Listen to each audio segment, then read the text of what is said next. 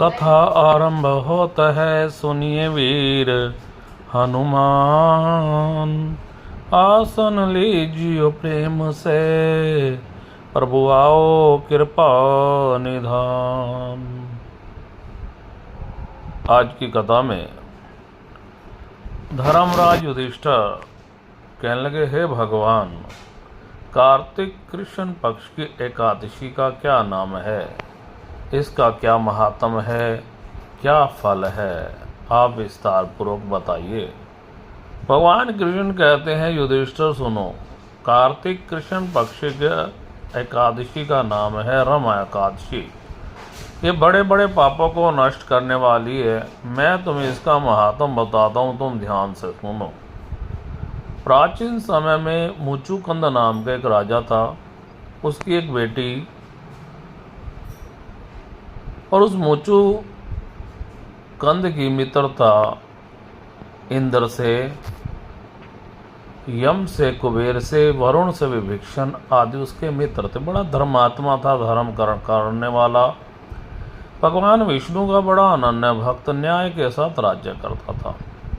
उसकी एक लड़की थी, लड़की का नाम था चंद्रभागा, और उसका विवाह चंद्रसेन के पुत्र शोभन के साथ हुआ। एक बार ना शोभन अपने ससुराल में आया। वह समय जब आया तो उन्हीं दिनों में रमा एकादशी भी आने वाली थी। जब व्रत का दिन नजदीक आया तो राजा ने घोषणा कराई कि कल एकादशी का दिन है और सबने व्रत रखना है। अन्न और जल इत्यादि को कोई भी ग्रहण नहीं करेगा। अब चंद्रभागा को चिंता होने लगी कि उसका पति दुर्लभ था और भूखा रह नहीं सकता था। पर पिता की आज्ञा कठोर है, उसे कोई टाल नहीं सकता। शोभन को भी चिंता हुई। चंद्रभागा से कहता है कि अब मेरा क्या होगा। तो चंद्रभागा कहती है कि आप एक काम कीजिए, आप ना कहीं दूसरी जगह चले जाइए। तो फिर पूछने लगा, इस रमा एकादशी का क्या फल है। तो बताती है, मेरे पिता रमा एकादशी के दिन कोई भी हमारे राज्य में भोजन नहीं करता। इंसान तो छोड़ो, हाथी घोड़ा इत्यादि भी जल और अन्न को ग्रहण नहीं कर सकते। ये सुनकर शोभन कहने लगा, जब पशु पक्षी तक त्याग कर सकते हैं तो मैं भी इस व्रत को करूंगा, जो होगा देखा जाएगा। धर्मराज युधिष्ठिर द्वारा कार्तिक कृष्ण पक्ष एकादशी का नाम, उसकी विधि, उसका फल कैसे मिलता है, विस्तार पूर्वक ऐसा बोलने पर भगवान कृष्ण कहने लगे, इस प्रकार शोभन ने उस व्रत को रख लिया और भूख और प्यास के कारण दुखी होने लगा। जब सूर्य नारायण अस्त हो गए, रात्रि का जागरण का समय आया। वैष्णव को तो अत्यंत हर्ष देने वाला था, लेकिन शोभन के लिए ये रात बड़ी दुखदायी थी। और प्रातःकाल होते होते शोभन के प्राण निकल गए। अब राजा ने सुगंधिष्ठ काष्ठ के द्वारा उनका दाह संस्कार कराया, लेकिन चंद्रभागा अपने पति के साथ सती नहीं हुई। शोभन की अंत्येष्टि क्रिया के बाद वो अपने पिता के पास ही रहने लगी। रमा एकादशी के प्रभाव से शोभन को मंदराचल पर्वत पर धन धान्य से युक्त तथा शत्रुओं से रहित एक सुंदर देवपुर प्राप्त हुआ। वह बड़ा सुंदर रतन, वह मणि रतन जड़ित स्फटिक मालाओं से घिरा हुआ, वह साक्षात इंद्र के समान था। एक समय ना मुचुकुंद के नगर में रहने वाला सोम नाम का ब्राह्मण तीर्थ यात्रा करता हुआ उधर से निकला, तो उसने शोभन को पहचान कर, ये तो हमारे राजा का जमाई है, निकट गया। तो शोभन ने भी उसे पहचान कर प्रणाम किया, कुशलता पूछी। तब ब्राह्मण ने कहा, राजा मुचुकुंद और आपकी पत्नी कुशल से हैं। नगर में सब प्रकार से कुशल है, परंतु हे राजन, में आश्चर्य है, ऐसा सुंदर ना आज तक देखा ना सुना, आपको कैसे प्राप्त हुआ।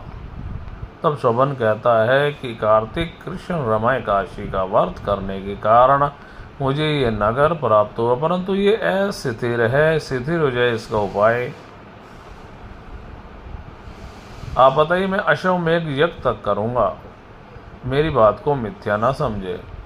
शोभन ने विचार कर मैंने भरत को श्रद्धा के साथ होकर मैंने श्रद्धा रहित होकर किया तो इसलिए अस्थिर है। यदि आप मुचुकुंद की कन्या चंद्रभागा को ये वृत्तांत कहें तो स्थिर हो सकता है। ब्राह्मण गया, सारा हाल राजकुमारी से कहा। वो बड़ी खुश हुई, कहने लगी हे ब्राह्मण, बातें आपने प्रत्यक्ष देखी या स्वप्न देखा है? ब्राह्मण ने कहा पुत्री, मैंने साक्षात तुम्हारे पति को देखा है। उसके पास ऐसा नगर है जिसे कोई विजय नहीं कर सकता, देवताओं के समान है, पर वह स्थिर नहीं है, इसके लिए वो उपाय करना चाहिए। चंद्रभागा कहने लगी हे पुत्र, मुझे वहाँ ले जाओ। पति देव के दर्शन की तीव्र लालसा थी, वह उस नगर को स्थिर बना दूंगी। तब सोम शर्मा की बात सुंदर चंद्रभागा को लेकर मंदराचल पर्वत के समीप वामदेव ऋषि के आश्रम पर गया। वामदेव ने सारी बातें सुनकर वेद मंत्रों से उच्चारण कर चंद्रभागा का अभिषेक कर दिया और ऋषि के मंत्र के प्रभाव और एकादशी के वर्ष से चंद्रभागा का शरीर दिव्य हो गया। वह दिव्य गति को प्राप्त हुई, अपने पति के समीप गई और पत्नी को आते देखकर शोभन बड़ा प्रसन्न हुआ, उसे बुलाकर अपनी ओर बिठा लिया। चंद्रभागा कहने लगी हे प्राणनाथ, आप मेरे पुण्य को ग्रहण कर लीजिए। अपने पिता के घर में 8 वर्ष की थी, तभी से मैं विधि पूर्वक इस व्रत को करती आ रही हूँ, इससे आपका नगर स्थिर हो जाएगा। समस्त कर्मों से युक्त होकर प्रलय के अंत तक रहेगा। इस प्रकार चंद्रभागा ने दिव्य आभूषणों और वस्त्रों से सुसज्जित होकर अपने पति के साथ आनंदपूर्वक रहने लगी। हे राजन, मैंने रमा एकादशी महात्म कहा, जो मनुष्य इस व्रत को करते हैं उनके ब्रह्म हत्या आदि सब पाप नष्ट हो जाते हैं। कृष्ण पक्ष और शुक्ल पक्ष दोनों एकादशियाँ समान है, उसमें कोई भेदभाव नहीं है, दोनों समान फल देने वाली है। जो मनुष्य इस महात्म को पढ़ते हुए अथवा सुनते हैं उसके समस्त पापों से छूटकर विष्णु लोक को जाते हैं, इसमें जरा भी संदेह नहीं। ओम नमो भगवते वासुदेवाय।